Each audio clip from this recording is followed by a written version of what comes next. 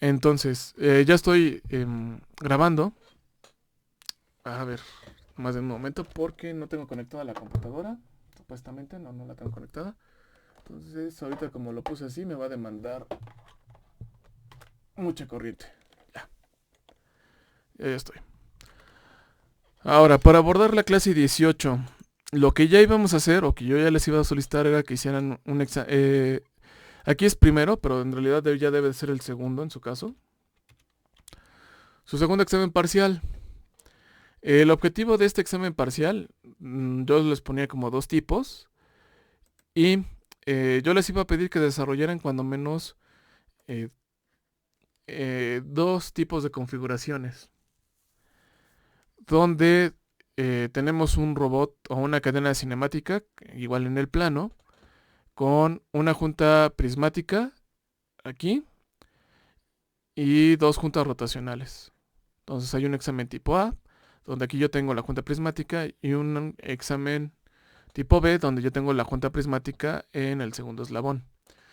El objetivo esencialmente de pedirles que hagan este examen es, pues, no tanto el tenerlos que evaluar y asignarles una calificación, sino platicar con ustedes y ver qué parte necesitan ustedes repasar dentro de lo que es el entendimiento de todo lo que vimos en el curso de la parte de robótica serial. Entonces, como son varias cosas, es por eso que yo les comentaba que no vería tan pertinente que yo me lanzara directamente a- al siguiente tema de clase sin hacer un pequeño resumen de lo que sería lo que hemos trabajado. Porque el último que nos quedamos fue en justamente el planteamiento del modelo dinámico. Si se acuerdan, lo que hicimos fue en MATCAD programar. Chivas, le puse MATCAD y me va a abrir otra vez MATLAB. Acá está, MATCAD 15. Entonces déjenme cerrar este y me lo abro acá. Este no.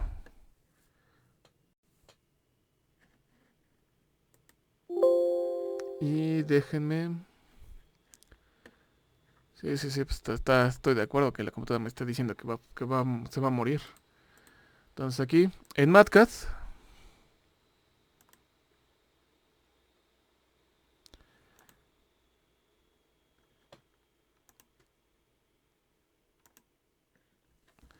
si se acuerdan, trabajamos en este programa.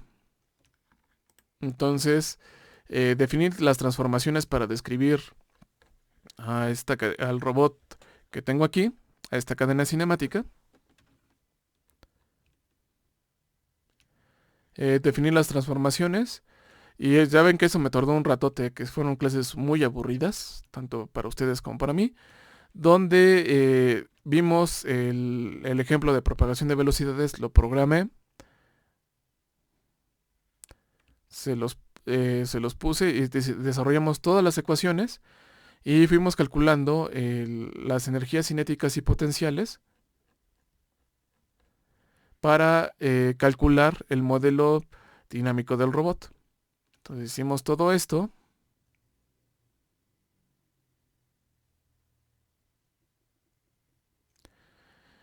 Y bueno, vimos algunos detalles, ¿no?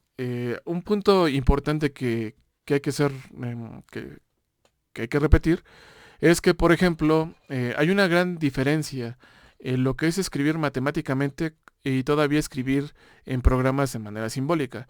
A pesar de que hay buenos avances, ¿no? Por ejemplo, MATCAD sí nos permite escribir prácticamente algunos elementos como si fueran una ecuación, tal cual como si lo estuviéramos escribiendo a mano. A diferencia de, por ejemplo, como lo estábamos llevando con MATCAD, donde, bueno, con los live scripts de MATLAB, que sí, tenemos que escribir las cosas como si fuera un código. Entonces, es un código porque esta es una definición matemática hecha en programación derivada de látex. Y este no es en realidad es una escritura matemática derivada de una programación en HTML, lo que permite poder definir cosas de una manera gráfica, limitada pero gráfica.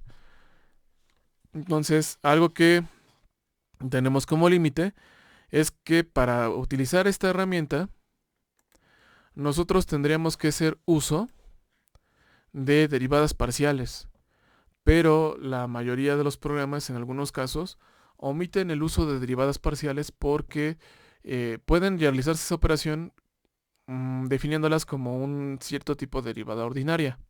Entonces es ahí un detalle medio raro que no lo he probado por ejemplo, aquí en MATLAB. Aquí en MATCAD sí lo puede hacer. He visto que, por ejemplo, también SIMPy lo puede hacer. Lo único que sé es que no es tan poderoso como estos.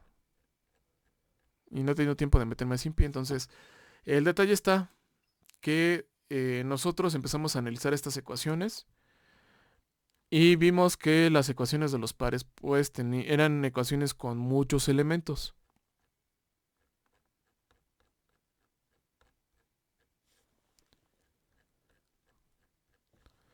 Y que la manera en que nosotros íbamos a analizar esos elementos, de hecho, aquí este programa me está diciendo que no lo puede mostrar por la gran cantidad de elementos, pero que el resultado está, era haciendo una, por decirlo, de una descomposición en el modelo dinámico general. Entonces no sé si de esto sí se llegan a acordar.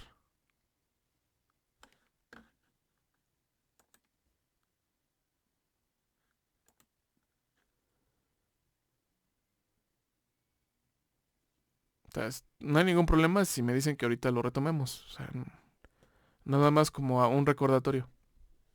No hay ningún problema. Profesor, me parece que era la de ecuación de descomposición de pares. Es el ¿Sí me lo modelo, ubica? ajá, es el modelo dinámico general. Entonces, lo que tenemos es que la ecuación de pares, que es muy grande, lo que vamos a hacer es que vamos a calcular una distribución. Entonces, recuerden, a lo mejor no están muy familiarizados con la palabra distribución, pero va a ser algo que les va a tocar en su día a día, cuando hagan cosas padres, que se refiere a que vamos a separar para formar estructuras matemáticas que contengan ciertas relaciones. Entonces, cuando nosotros decimos que hacemos una distribución, lo que estamos haciendo es que estamos asociando los elementos. Por ejemplo, aquí yo estoy formando una matriz o conformamos una matriz en la cual sus elementos que la integran van a verse afectados por los elementos relacionados con las aceleraciones. Y después de ahí nosotros íbamos a omitir los efectos de la aceleración y de la gravedad para saber cómo las velocidades en combinaciones iban a interferir entre ellas para formar unos pares relativos, y eso le estábamos llamando el vector de efectos de Coriolis. Después íbamos a omitir los efectos de movimiento de las juntas, es decir, aceleraciones y velocidades, e íbamos a analizar los efectos por la gravedad. Entonces, eso era lo que le habíamos llamado el modelo dinámico general. ¿Sí, sí está bien?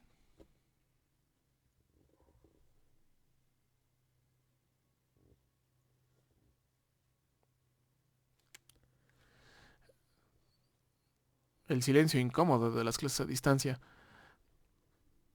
¿Es lo que me estabas mencionando ahorita? Sí, profe, justo. Vamos a mencionar la matriz de inercia, efectos de Coriolis, efectos de gravedad. Y me parece que también, bueno, nos indicó cómo se calculaba la matriz de inercia. Ujú. De aquí, la matriz de inercia hay... el punto importante de aquí, de identificar, es que cada columna de la matriz de inercia está asociada con los efectos determinados de una junta, y cada renglón con los efectos en un par. O sea, es decir, de esta matriz M, la primera columna es la inercia que se va a presentar o la que tiene que mover la primer junta del eslabón por aceleración. La segunda junta y la tercera junta. Y cada renglón está asociado, o mejor dicho, está asociado con el resultado. Es decir, el primer renglón siempre, al verse afectado o relacionarse con cada uno de estos, nos va a decir cuál va a ser el par que se va a presentar dentro de esta salida. Entonces, es importante. En el caso de la cinemática, si se acuerdan, habíamos hecho un análisis con la matriz jacobiana.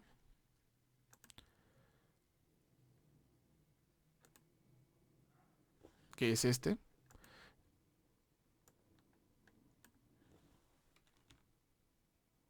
Es la única ventaja de luego de darlas que sí. Que teníamos la matriz jacobiana. Entonces, para que se acuerden tantito. Cada columna de la matriz jacobiana nos indicaba cómo eran las proyecciones de la velocidad por efectos de cada una de las juntas. Entonces, habíamos analizado cuando menos en ese caso algunos efectos llamados efectos de singularidad o posturas singulares, donde el robot perdía un grado de movilidad, es decir, cada una de estas columnas iba a estar asociada con los efectos de una junta. Entonces siempre las primeras columnas de esas matrices van a estar asociados con los efectos de movimiento que vamos a tener aquí.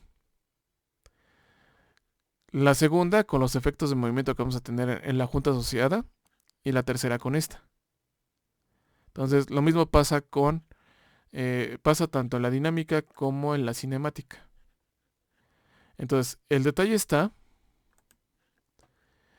en que la magnitud de estos elementos, también se acuerdan cuando les expliqué o explicamos de la tarea de investigar los invariantes de una matriz, era que una matriz en realidad partía de analizar los coeficientes de un sistema de ecuaciones. Y el determinante nos arrojaba si ese sistema de ecuaciones tenía solución o no. Si su determinante era muy cercano a cero, significa que alguna de las columnas o renglones tenían una dependencia lineal. Entonces, eso lo que significaba es que perdíamos en el caso de trasladarlo aquí a lo que sería el análisis de la robótica, significaba que en este caso nosotros íbamos a perder elementos relacionados con la movilidad del robot.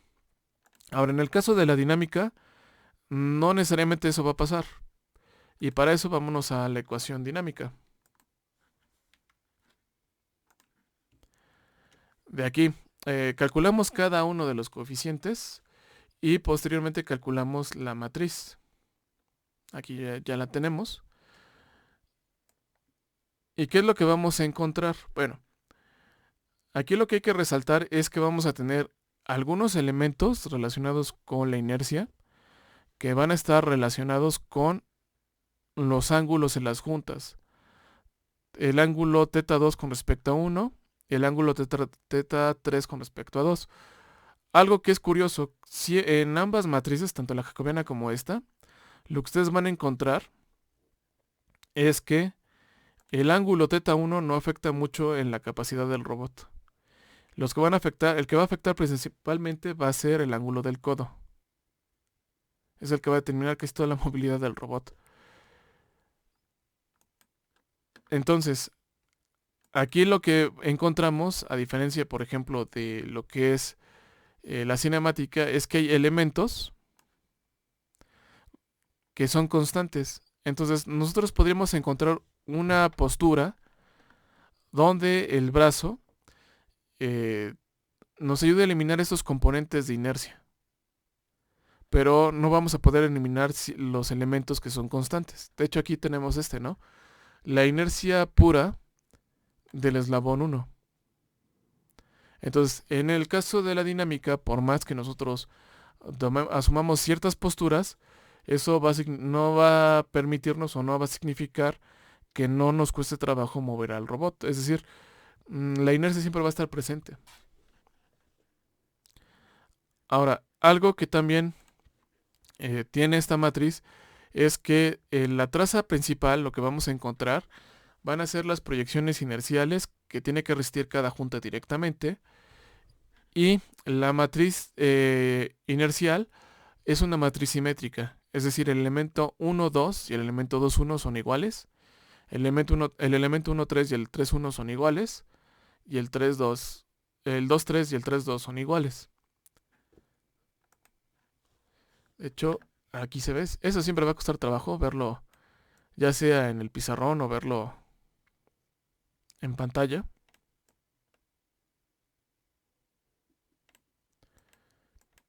Pero aquí lo pueden apreciar. Entonces, ese es el elemento 2, 3 y ese es el elemento 3, 2. Entonces son iguales. Y algo que analizamos también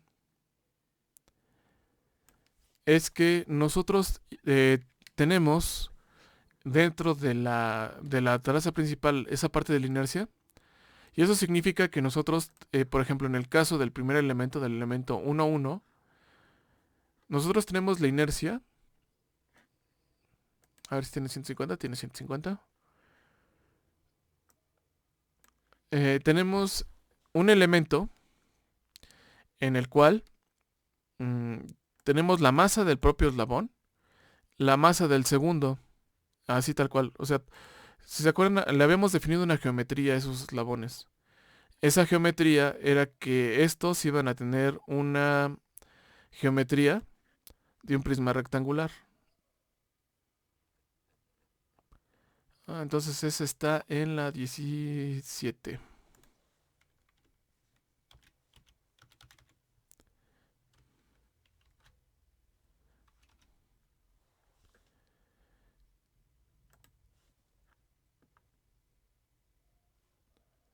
Entonces, ahorita nada más que lo encuentre.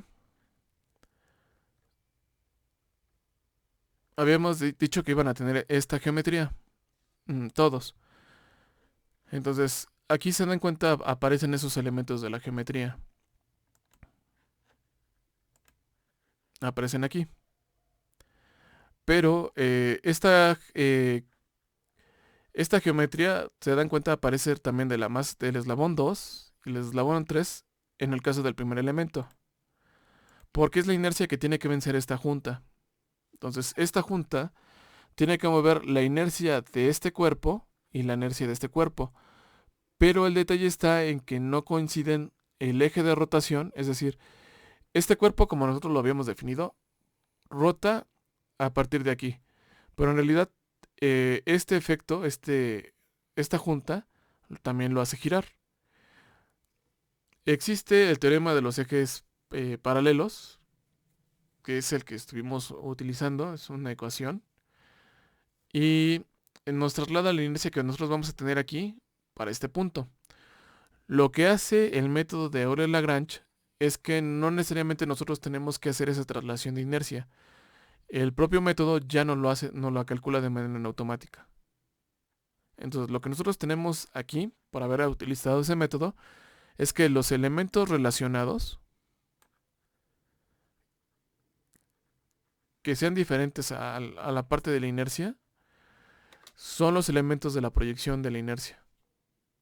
Y en el caso del tercer eslabón, esa inercia tiene que estar trasladada a través de la distancia a esta junta, a través de este eslabón y a través del primero. Y son todos estos elementos.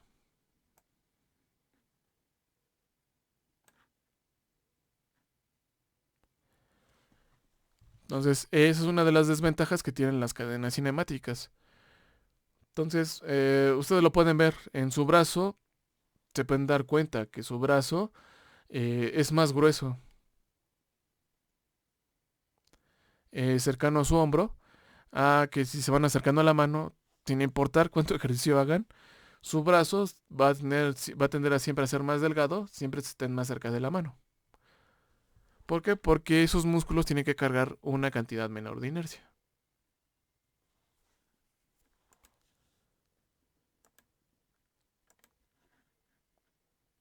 Entonces no sé si tengan duda o comentarios.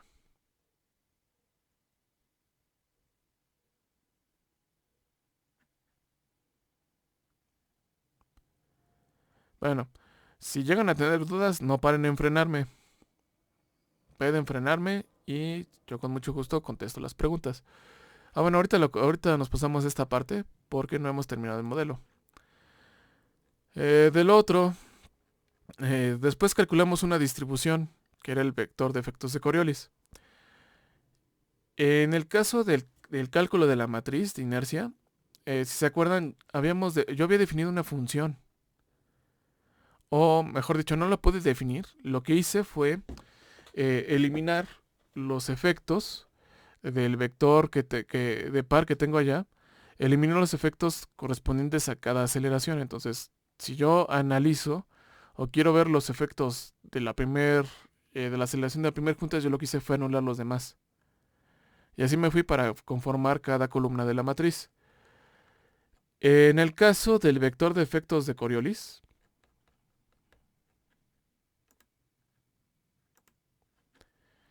que es esta parte,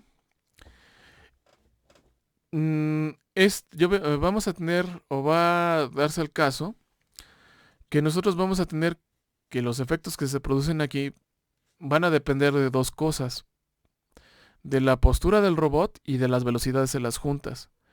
De hecho, si se dan cuenta aquí, algo que ahorita me doy cuenta que omití dentro de la explicación, es que los elementos que conforman a la matriz inercial son dependientes de la postura del robot. Entonces, si se dan cuenta, la postura del robot aparece en cada uno de estos términos. Lo que vamos a hacer más adelante, cuando ya hagamos la práctica 2, es que vamos a diseñar o vamos a analizar cómo un robot va a realizar una determinada tarea y vamos a analizar mediante su manipulabilidad y también mediante el consumo de potencia de sus juntas, qué posturas debe de tomar. Y de ahí van a venir que va a venir un carnaval hermoso de cosas extrañas que nos van a tener jugando un ratito. Entonces, regresando a esta parte, para que nosotros conozcamos los efectos de esos pares que se van a generar porque las velocidades se cruzan, lo que simplemente yo tengo que eliminar del vector de par son los efectos de las aceleraciones y el efecto de la gravedad. Y aquí estoy conservando todos los efectos de velocidad. En este caso no los voy a hacer una distribución. Se puede calcular una distribución, pero los voy a dejar como un solo vector. Entonces se dan cuenta, aquí lo que tenemos son metros al cuadrado por radianes sobre segundo al cuadrado por masa. Entonces, si hacemos el análisis de unidades, lo que nosotros vamos a tener aquí es que esto nos va a dar newton por metro. Entonces, aquí nos va a dar todo en par y siempre vamos a tener velocidades que se enciman. En algunos casos se pueden dar cuenta que son las mismas aceleraciones que las mismas velocidades que se enciman, pero que van a estar proyectadas en otro sistema de referencia. Entonces, para no hacer los bolas, vámonos aquí al diagrama. Entonces, un diagrama un poquito más limpio, como este. Y vamos a pegarle cosas para explicar esa parte. Entonces, acá está.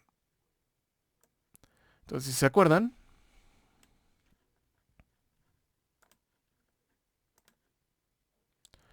vamos a hacerlo un poquito más grueso. Cambiarle de color. Y el contrario del color rojo es el color azul. Pero vamos a utilizar un intermedio. No lo voy a poner verde porque se nos va a perder. Entonces voy a poner este. No, sí sigue perdiendo. Entonces ni modo, lo voy a tener que poner un azul.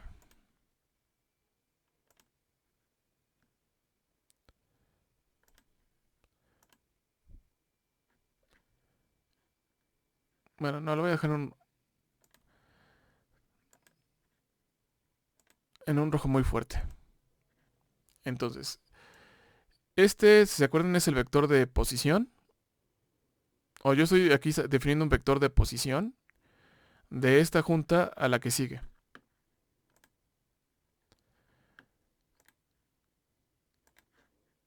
Al nosotros derivar, lo que hacíamos es que obteníamos un vector de proyección de velocidad que era perpendicular al eslabón. Y eso lo podíamos hacer para cada eslabón. De hecho, ¿se acuerdan? Esto lo hicimos para ver los elementos de la matriz jacobiana. O sea, aquí nada más hay que cambiarle el color.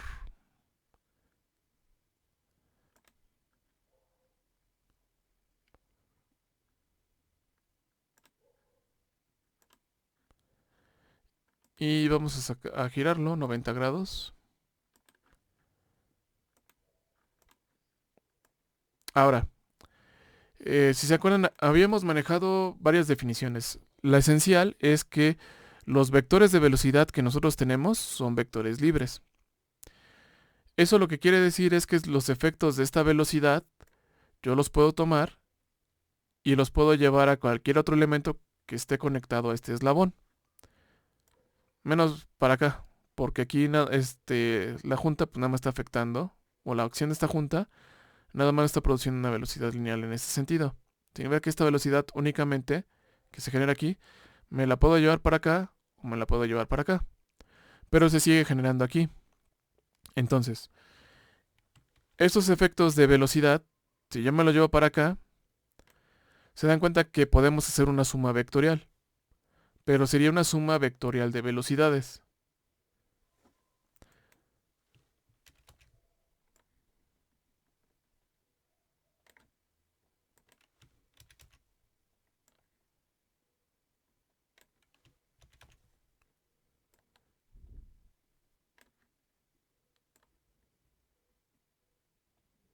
Y nos daría como resultado un vector de este tipo.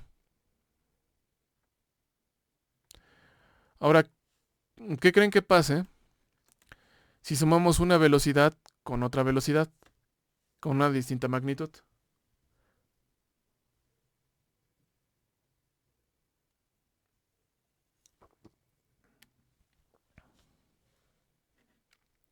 O bueno, a lo mejor ahí la pregunta, para plantearla mejor. Las velocidades que esta que acabo de dibujar, que se ve en medio café, creo que es un rojo un rojo muy apagado y este amarillo, ¿son velocidades absolutas o son velocidades relativas?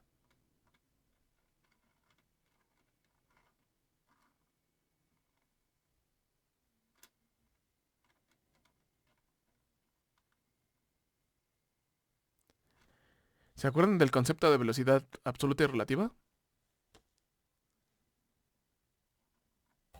¿Sería relativa porque está montada en la junta? Ujú. Sí, son relativas. No tanto que recuerden, los vectores se vuelven relativos dependiendo del sistema de referencia con el cual son medidos. Entonces, si se acuerdan, cuando nosotros empezamos a analizar cosas de álgebra de geometría analítica y de álgebra lineal, generalmente lo que hacíamos es que proponíamos sistemas de referencia relativos. Y si se acuerdan, solo hay dos tipos de sistemas de referencia, relativos y absolutos. Entonces, los sistemas que nosotros proponemos para describir a las juntas son sistemas de referencia relativos.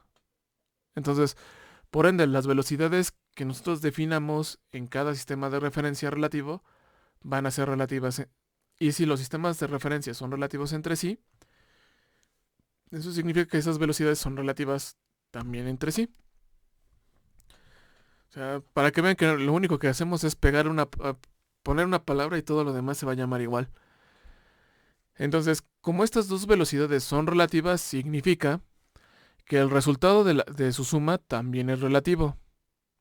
Quiere decir que esta velocidad, también que es un efecto, me lo puedo llevar acá y hacer la misma suma. Entonces, esta velocidad relativa va a aparecer aquí y va a aparecer aquí, pero no es la única combinación de velocidad lineal que se va a presentar. Entonces, todas esas combinaciones de velocidad lineal que se van a presentar van a estar puestas en este vector. Entonces, esa es también otra de las ventajas de lo que es utilizar la ecuación de Lagrange, que nos contiene todos los efectos de velocidad relativa dentro del modelo. Ahora, si ustedes calcularan el modelo dinámico utilizando las ecuaciones de Newton-Euler, estos pares de velocidad relativa no aparecen. Porque ahí lo que estaríamos haciendo sería una suma vectorial sobre cada sistema de referencia. Ay, creo que sí me voy a tener que aventar el ejemplo de esa dinámica, pero me la voy a aventar después, ahorita no. Sí, porque de hecho, nada más para que se den una idea. Eso que le estoy comentando, eh, como les he dicho, ¿no? A mí también me dejan tarea. Entonces, a mí como trabajo, justamente me dijeron desarrollar un método que diga por qué. Entonces, yo aquí lo estoy diciendo ante las ecuaciones de Newton-Euler. Entonces, yo estoy proponiendo ya las ecuaciones, los casos de estudio, y a mí me toca hacer la comparativa. Entonces, es ahorita en lo que yo ando trabajando para completar esos modelos. Si ustedes lo consultan, por ejemplo, déjenme ver que aquí lo tengo abierto, déjenme abrirlo. Es la mala de abrir tantos libros en un día. Por ejemplo, en el capítulo 6 del libro de Craig, nuestro libro de cabecera,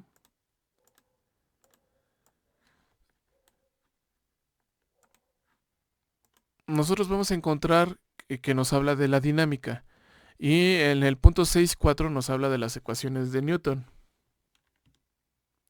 De Newton-Euler. Entonces déjenme pasar al punto 6.4.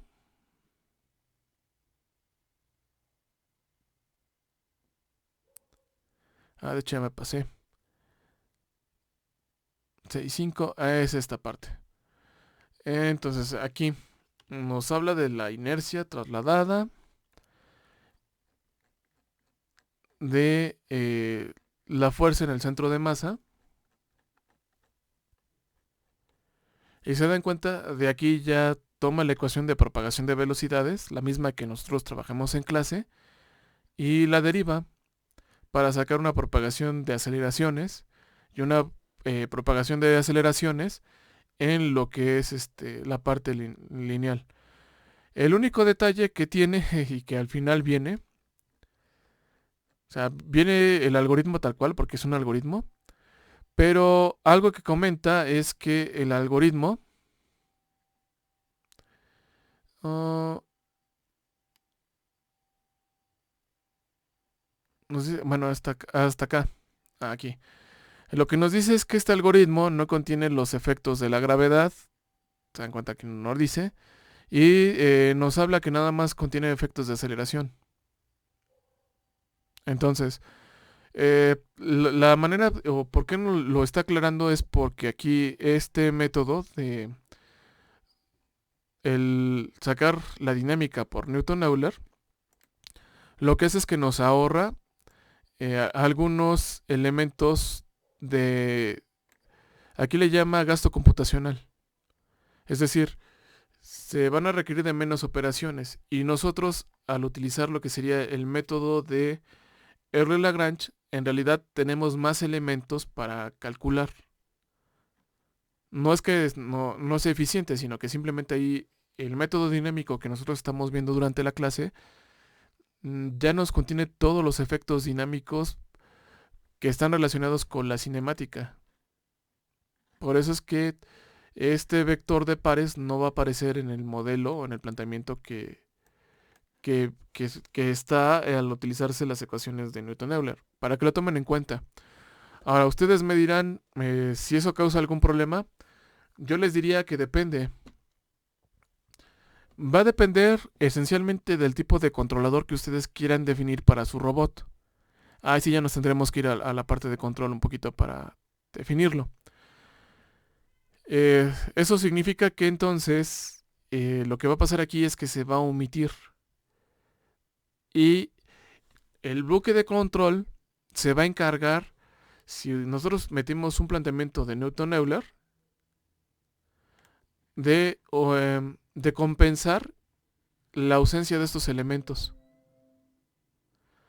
Si nosotros queremos ser un controlador más preciso, vamos a utilizar estas ecuaciones. Entonces no hay ningún problema con que omitan esta parte. De hecho, por lo general, en muchos casos, para diseñar un controlador,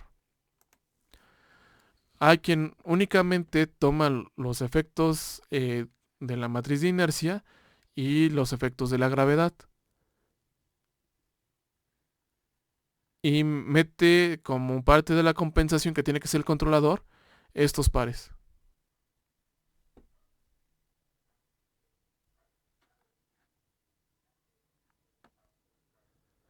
Yo sé, a lo mejor ahorita suena medio raro, pero cuando lleguemos a la parte de control, lo vamos a hacer. O lo vamos a ver. Yo esperaría que sí hacerlo, ya este semestre ya meterme un controlador completo. Ya no de una junta, sino yo un controlador completo de un motor. Ahora, el efecto de la gravedad. Eliminemos todos los efectos cinemáticos de las juntas y me quedo con los efectos de la gravedad y únicamente me quedo con esas proyecciones. Y eso fue lo último que vimos. Entonces no sé si tengan dudas, comentarios, que crean que se requiere repasar algo.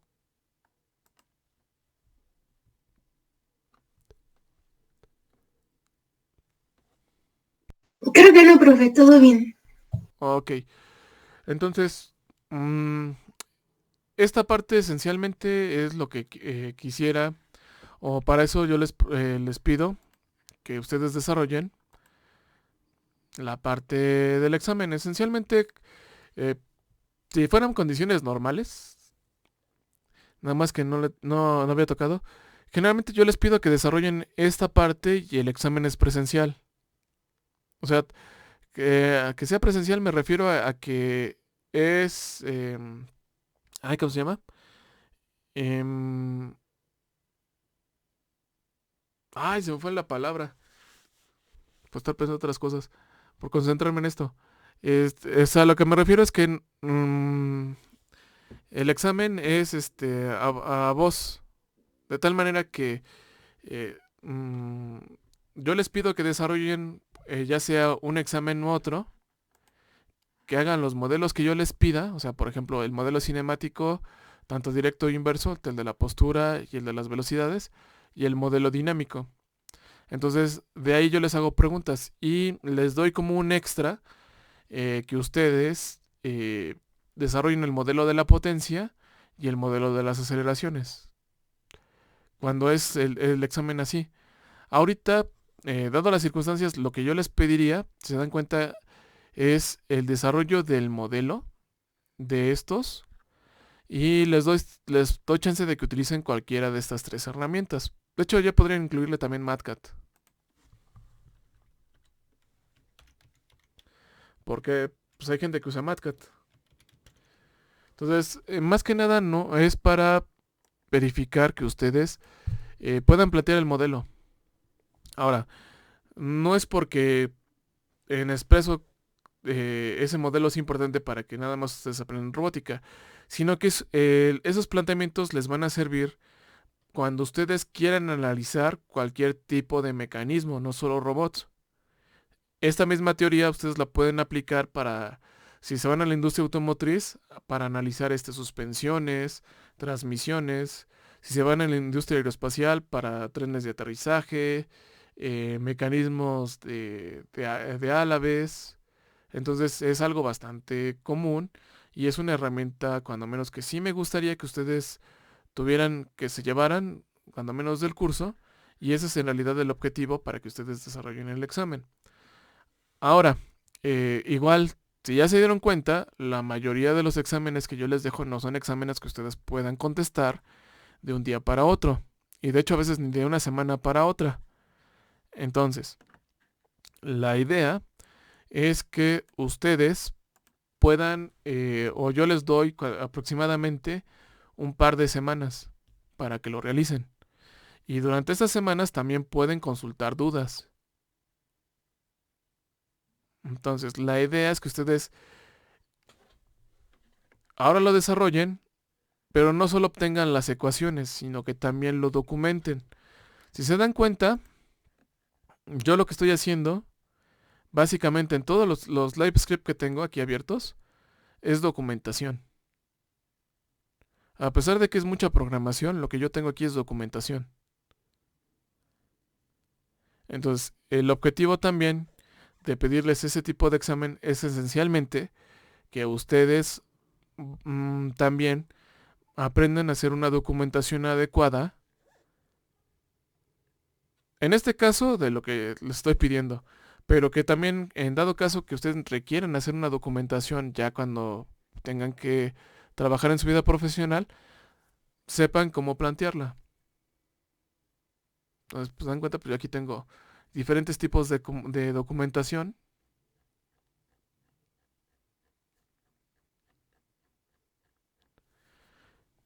Y pueden utilizar cualquier tipo de herramienta. Por eso es que no tampoco lo cierro a que forzosamente lo hagan en un live script, lo hagan en MatCat, o si ustedes lo quieren hacer en matemática, pues háganlo en matemática. Lo único es que tienen que hacer una definición de las cosas que van a presentar. De hecho, se dan cuenta, la mayoría de las cosas, pues también la estoy documentando. Entonces, lo que yo les pido, prácticamente yo también lo hago, ¿no? Entonces, es un ejercicio profesional. Entonces, nada más déjenme distribuir conforme a la lista quién hace el tipo A y el tipo B. Y ya lo publico más tarde.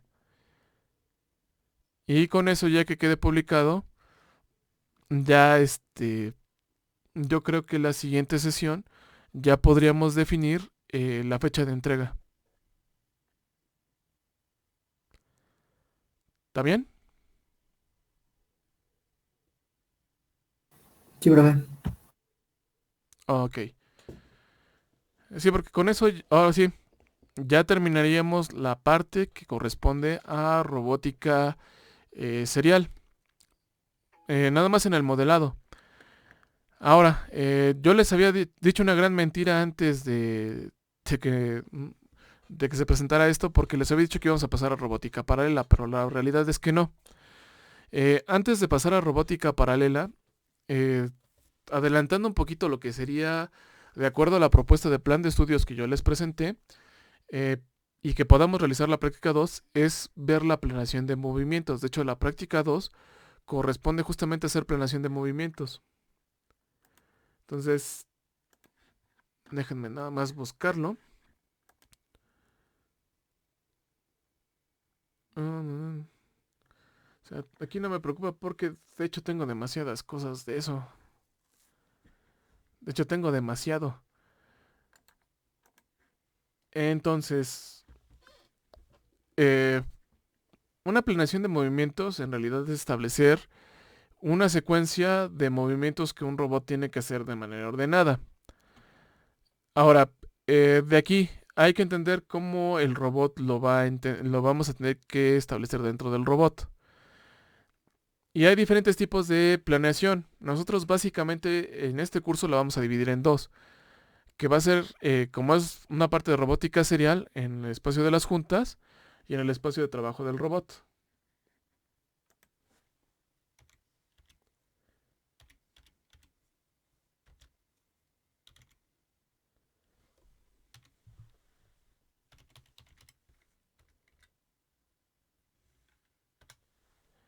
Entonces, una ventaja de tener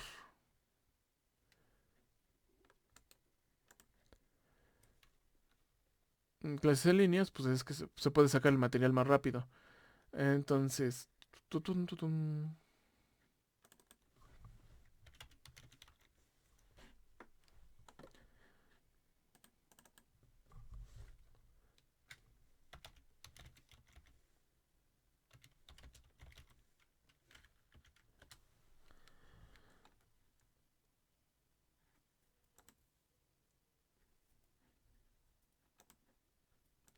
entonces, básicamente lo que nosotros vamos a hacer, o vamos a ver en este punto,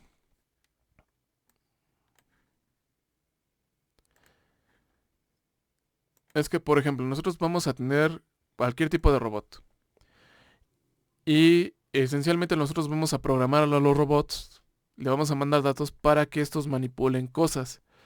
Entonces, en lo que estamos viendo aquí en este ejemplo, es que estamos viendo a este robot que tiene un efector final que le permite manipular, en este caso, dos cabezas de dos motores de automóvil. Ahora, para que el robot lo pueda hacer, tiene que crear un movimiento coordinado. Tiene que coordinar el movimiento de cada una de sus articulaciones con el fin de lograrlo. ¿Eso qué significa? Bueno, significa entonces que los motores del robot deben de recibir una determinada cantidad de energía para poder realizar estos cambios dentro de la inercia de todos los del cuerpo, de los cuerpos que conforman la estructura del robot y la inercia que compone a la herramienta que están manipulando.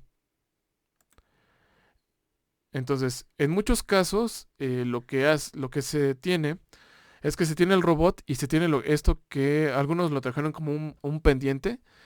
Lo que pasa es que la palabra completa es un teach pendal. En español sería como un pendiente de enseñanza, pero en realidad es un concepto. El teach pendal es una herramienta en la cual se programa el robot y es algo bastante común dentro de los robots industriales, donde en el caso de la mayoría de los robots industriales lo que se hace es que se programa el robot para que lleve al efector final a un lugar específico del espacio de trabajo, para que pueda mover una pieza de un lugar a otro a una herramienta. Entonces, a la manera en que nosotros le vamos a mandar esta información, ya quedamos que es una energía y eso significa que tiene que pasar de la energía por un driver y por ende de un driver a través de un micro y del micro viene de una computadora y de la computadora lo que va a hacer es que va a traducir un modelo matemático a algo computacional. Entonces es ahí uno de los detalles de la robótica que luego la vuelve engorrosa. De hecho, por eso hay quien dice que la robótica hasta cierto punto es como los ogros, son como cebollas, porque hay que irlo programando por capas. Y es un punto que hay que analizar. Entonces, ahorita lo que nosotros vamos a ver es cómo nosotros vamos a generar primero la información de manera matemática para que un robot pueda mover lo que sería una herramienta y realizar una tarea.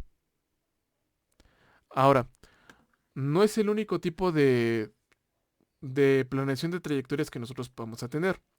De hecho, es algo bastante amplio.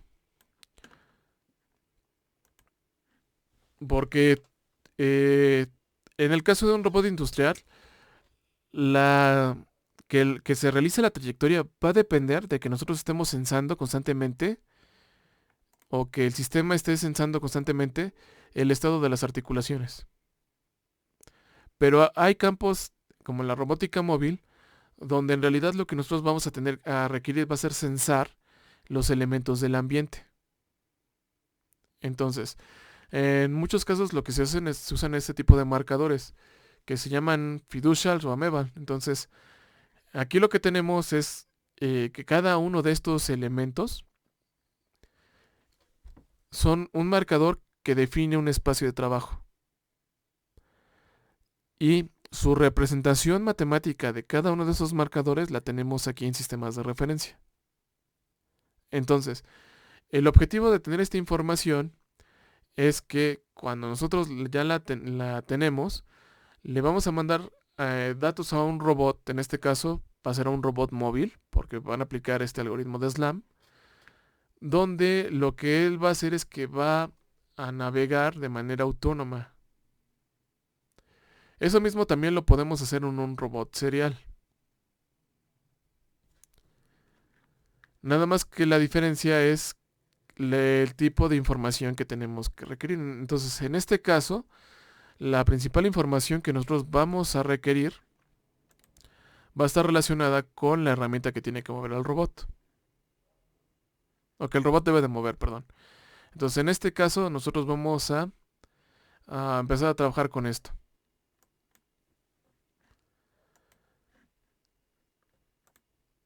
Entonces,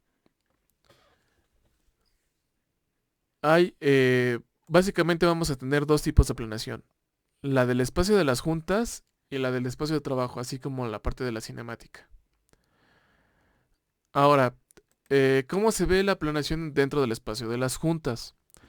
Bueno, se ve de esta manera, donde cada uno de estos vectores es una posición que un robot toma en diferentes instantes de tiempo. Entonces, cada uno de estos vectores en realidad debe de estar asociado con un elemento dentro del tiempo. ¿Cómo se ve? Ay, tengo aquí abierto mi Spotify.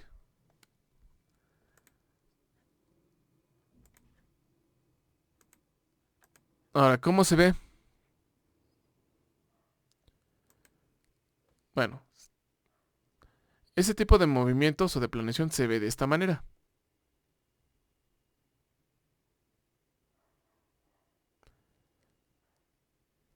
Entonces, no es que el robot esté manipulando la herramienta como si fuera un trabajador.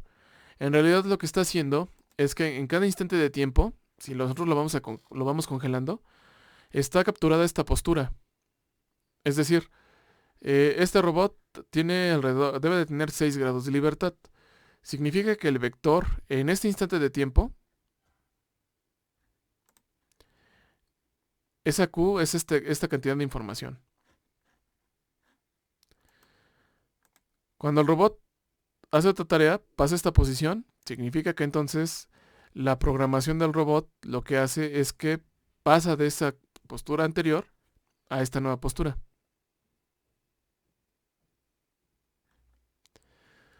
Aquí, ¿cuál es el truco? Bueno, el truco está en que el paso entre cada una de estas posturas se realiza de una manera con un perfil de trayectoria o con un perfil más que nada de movimiento.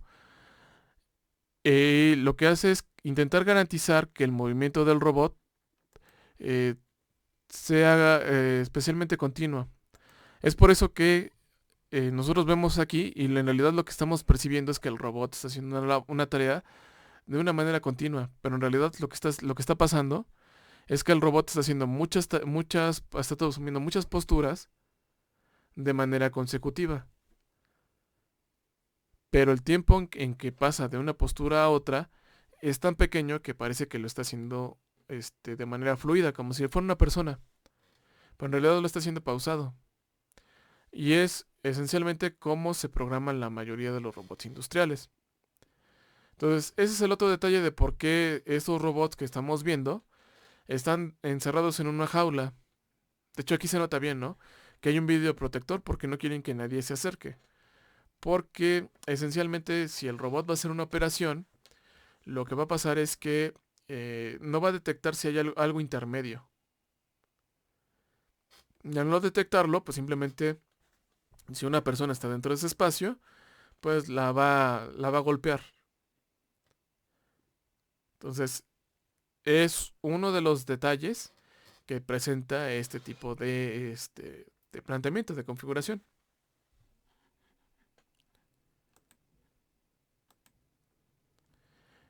Entonces, una parte de la práctica 2 es hacer una planeación de este tipo. Ahora, a llevar a cabo una planeación de este tipo, de hecho aquí también hay otro video que lo ilustra, es que nosotros vamos a pasar de una postura cero o de una postura inicial a una postura siguiente, en un tiempo inicial a un tiempo final.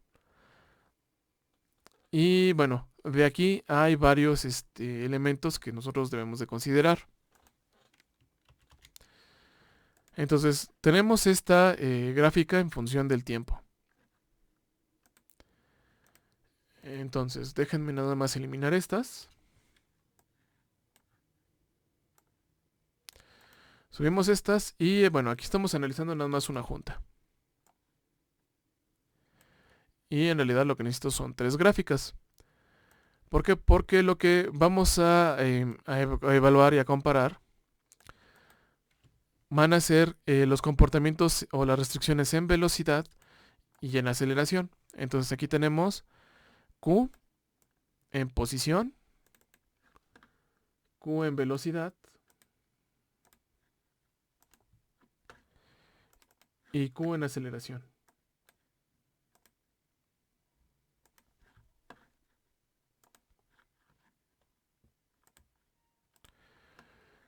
Entonces, ¿cuántas maneras tenemos de pasar de esta configuración a esta otra?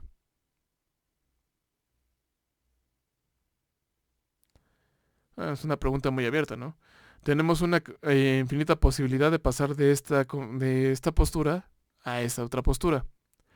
Lo pueden ver como si estuvieran moviendo su codo. En una posición a lo mejor estirado, o una posición donde lo tienen doblado a la mitad. Entonces, de aquí lo que nosotros necesitamos hacer sería plantear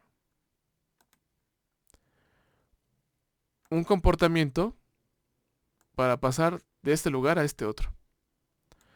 Entonces, por ejemplo, vamos a analizar el caso donde nosotros vamos a tener un comportamiento de una línea.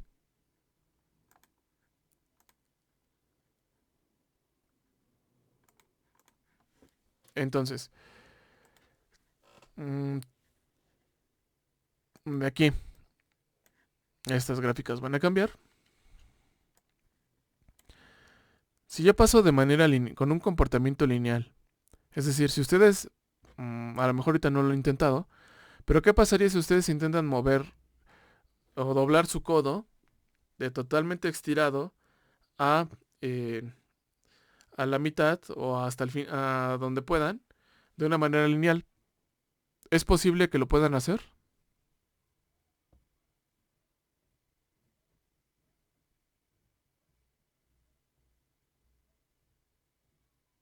Bueno, a lo mejor nunca se lo han preguntado, ¿no? Por eso a lo mejor no pueden contestar. Bueno, si esto es el comportamiento que nosotros vamos a tomar, ¿cómo tendría que ser la derivada de este comportamiento? ¿Cómo sería su variación en velocidad?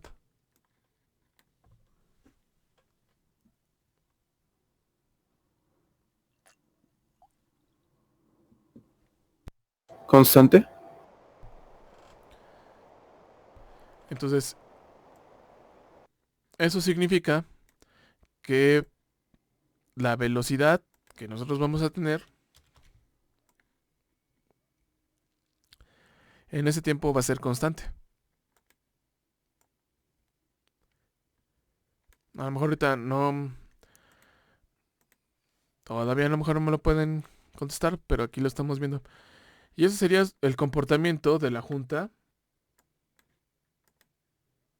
en velocidad. Ahora, para ver si en realidad esto es posible, ¿qué pasaría si nosotros derivamos la velocidad? ¿A qué sería igual su derivada?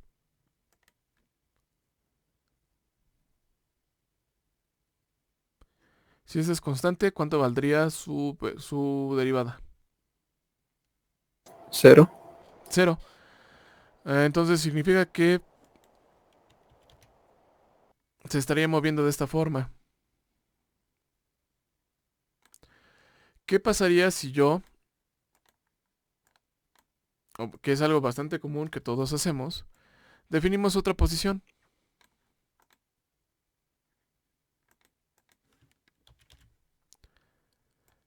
Y se me ocurre intentarlo mover otra vez.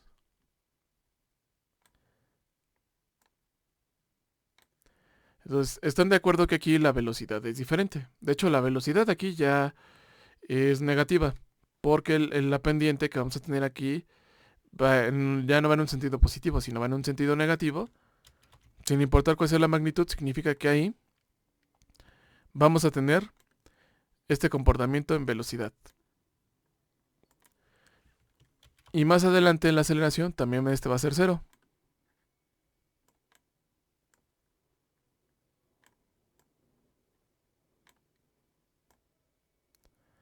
Entonces, eso me lleva a preguntarles, ¿esto que yo estoy planteando es posible físicamente?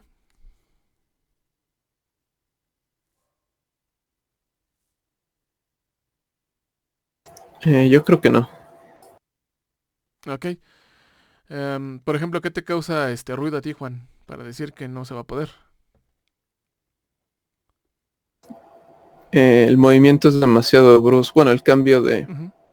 de las velocidades es demasiado brusco y se va... Bueno, según yo tengo pensado, eso requiere una fuerza infinita, se puede decir, para cambiar el movimiento, lo que Es- rompería el objeto. Efectivamente.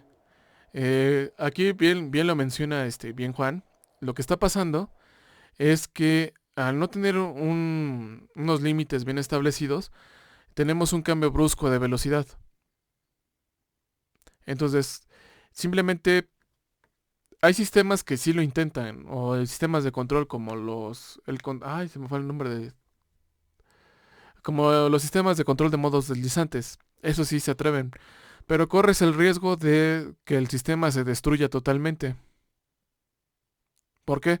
Porque cuando tenemos comportamientos de ese tipo donde pasamos de un esquema positivo a uno negativo, están de acuerdo que estamos dando lo que se llama una función impulso, o estamos dando un pulso.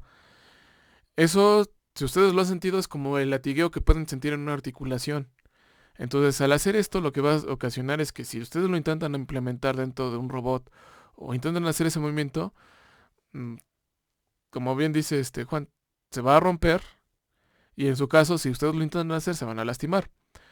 Entonces, eso ya de entrada lo que nos lleva es a definir que la manera en que nosotros vamos a definir cómo un robot o cualquier sistema en la naturaleza se tiene que mover, tiene que establecerse a veces de una manera continua. Es por eso que la mayoría de las ecuaciones que se plantean para definir los esquemas de movimiento, ya sea en una planación en las juntas o en una planación en el espacio de trabajo, requieren de una construcción de funciones que sean funciones suaves. Ahora, ¿qué significa una función suave? Generalmente, la manera en que lo hemos visto o se nos enseña es que una función suave es una que no cambia drásticamente. Pero hay funciones que no cambian de manera drástica que no son suaves. Entonces, ya apegándonos más a un rigor matemático, vamos a definir que una función es suave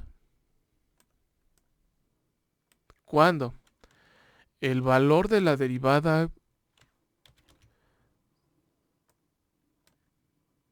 no cambia bruscamente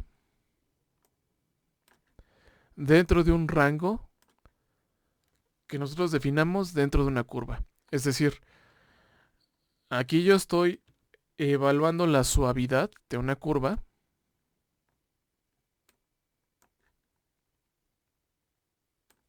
en este punto y en este otro punto. Ay, es que este punto se me puso rebelde. Entonces se dan cuenta, el cambio de la pendiente no es muy pronunciado. Entonces es así como nosotros vamos a manejar la parte suave. ¿Por qué? Porque eso indirectamente lo que va a hacer es que nos va a facilitar el desarrollo de curvas suaves. De hecho aquí pues yo puse este esa curva, pero pues en realidad es una elipse y esa elipse así como estaba no es tan suave. De hecho ahorita que vi voy a utilizar la elipse para explicar que no es suave. Entonces voy a utilizar para dibujar curvas.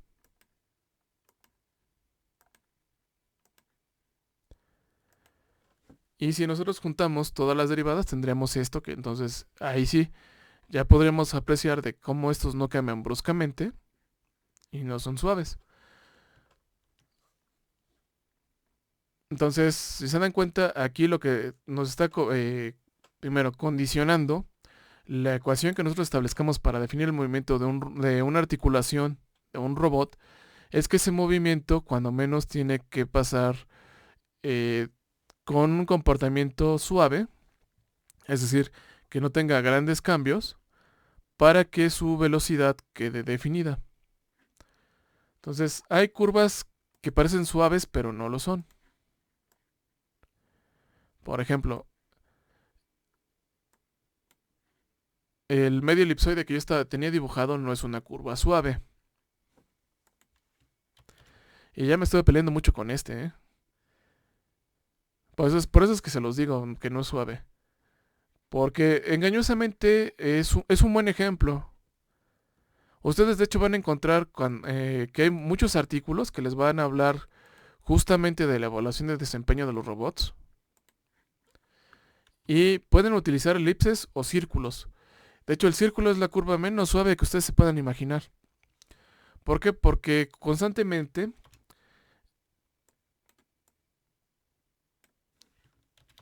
el ángulo de la derivada de la función cambia bruscamente. Y más aquí. De hecho, en los extremos, aquí no solo hay un cambio en la suavidad de la curva, también hay un cambio en el signo. Entonces van a encontrar muchos ejemplos ya sea en libros o en artículos, donde un esquema para evaluar justamente qué tan capaz es un robot es enfrentarlos al máximo problema, que es una elipse o un círculo. Porque de hecho un círculo es una elipse, nada más que sus lados son parejos. Entonces aquí constantemente está cambiando la parte tangente, su derivada. Entonces, cuando menos, ¿qué condiciones vamos a encontrar ya para cerrar esta sesión? Lo que vamos a encontrar como condicionantes para que nosotros podamos hacer cualquier tipo de planeación, ya sea en el espacio de las juntas o en el espacio de trabajo, es que los elementos que nos vayan a ayudar a describir o a generar ese movimiento que tenga que hacer el robot en sus juntas, tiene que ser una curva suave, pero también eso significa que algo que no vimos aquí es que eso nos va a condicionar a que cuando menos mínimo sea derivable 3 veces. Para que nos pueda generar bueno, 2 veces. 2 veces, 3 veces ya me fui a lo que se llama el otro concepto. Que son, ay, se me fue. O sea, cuando menos que se derive en velocidad y en aceleración. De hecho, hay conceptos donde o planteamientos para definir movimientos en juntas o definir curvas, donde la función que genera el movimiento es derivable infinitamente. Cuando se tiene más, o en algunos casos se utiliza más de una derivada, más de 2 derivadas para definir una solución a los sistemas de ecuaciones. Y eso tiene un nombre en particular que ahorita se me fue. Déjenme acuerdo la siguiente clase, pero es muy utilizado. Entonces, lo que nosotros vamos a hacer para trabajar es que vamos a plantear una función que justamente nos permita conducir el movimiento de las juntas. Y esa función vamos a trabajar con esta estructura que nos permita pasar de un estado inicial, todas las juntas del robot, a un estado siguiente mediante un comportamiento en el tiempo definido. Vamos a ver que vamos a establecer eso nos va a obligar a establecer cuando menos ciertas condiciones al inicio y al final de la trayectoria para que el robot lo pueda ejecutar. Y vamos a utilizar de manera conjunta lo que se denominan funciones polinomiales. Entonces, la que nosotros utilizamos en la primera práctica, el cuadrito que dibuja, la ecuación que nosotros escribimos dentro del MATLAB Function para mandar los datos a la junta, era un perfil de velocidad derivado de un perfil de quinto grado. Se le llama de quinto grado porque viene del análisis de un polinomio de quinto grado. Y eso es lo que vamos a hacer la siguiente clase para terminar de pasar a lo que sería una planeación dentro de la práctica 2. Entonces, si no hay dudas o preguntas, le paramos aquí. Bueno, algo nada más que se me pasó a decirles es que cuando son clases así en línea, por lo general, la primera hora después hacemos un receso porque es bien difícil estar tanto tiempo sentados al monitor. Entonces ahorita porque discutimos en un inicio, pues lo dejamos, no lo hicimos. Entonces cualquier cosa, por favor, mándenme un correo. Ah, sí, Jesús, gracias, el Jerk. Exactamente, gracias, Josué. Perdón, hasta el nombre te cambié, perdón, Josué. Sí, los Jerks. Sí, entonces, Pero ahorita no me voy a meter en Jerks porque sí está manchado y no tengo ningún ejemplo de Jerks, ¿eh? Entonces, nos veríamos, hoy es lunes, nos veríamos el miércoles. A los que toman el tema selecto, pues ya los vería mañana. Y la clase en un rato más la subo y ya también la subo tanto al Classroom, a lo que es el repositorio y ya, son los únicos pendientes. Entonces, si no hay más, nos veríamos el miércoles. Y dejo de grabar. Que esté